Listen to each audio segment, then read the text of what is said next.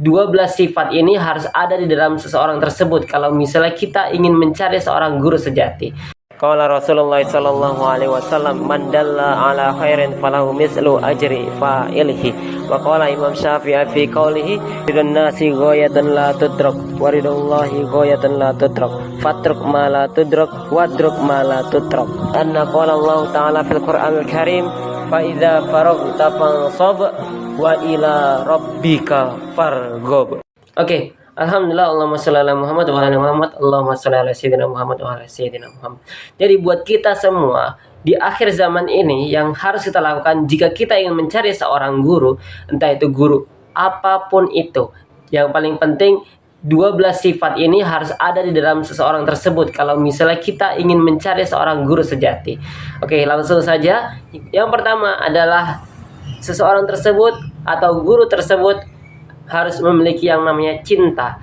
Nah, cinta di sini bukan berarti kita sebagai laki-laki kepada perempuan saja, bukan hanya seorang suami kepada istri saja, bukan hanya orang tua kepada anaknya.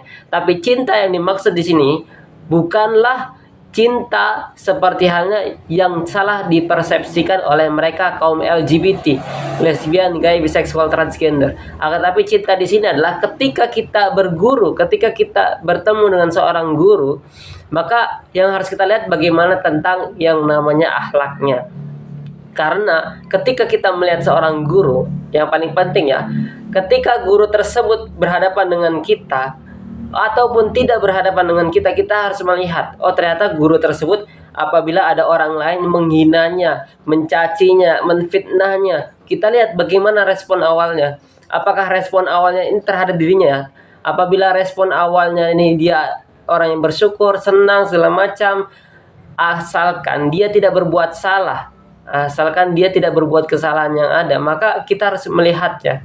Dan ini sangat penting sekali karena ketika yang indeksnya kepada beliau tetap bersyukur walaupun ada orang yang menjelek-jelekkannya, mencaci makinya, tidak senang terhadap dirinya, namun ia tanggapi dengan yang namanya sifat lemah lembutnya atau ketenangan dalam dirinya, maka perlu kita junjung tinggi terhadap guru tersebut.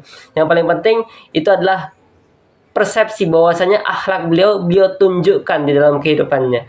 Oke, yang pertama adalah tentang yang namanya cinta. Dan beliau ketika dicaci, dimaki, dijelek-jelekan, beliau tetap berdoa, ya Allah, berikanlah hidayah kepada orang tersebut. Maka itu adalah salah satu guru yang patut kita junjung tinggi, yang patut kita contoh keteladanannya. Oke, yang pertama adalah tentang yang namanya cinta. Kemudian yang kedua adalah tentang yang namanya kelembutan. Bagaimana sih beliau mengajari? Bagaimana sih beliau menyampaikan dakwahnya? Bagaimana sih beliau menyampaikan ucapan komunikasinya? Apakah beliau menyampaikan dengan cara hal yang spontanitas, dengan cara lemah lembut? Lemah lembut di sini bukan berarti ketika beliau menyampaikan, bukan berarti beliau menurunkan suaranya. Akan tetapi yang paling penting adalah ketika beliau menyampaikan. Itulah mengapa dalam hadis Nabi khairukum li ahlihi wa ana khairukum li ahli. Itulah mengapa beliau Rasulullah memiliki sifat lembut bukan hanya ketika bersama para sahabat tapi juga bersama keluarganya. Maka kelembutan ini harus kita teladani di dalam kehidupannya. Itulah mengapa itulah dua sifat yang paling penting di dalam diri seseorang guru apabila mereka berdakwah di dalam kehidupannya.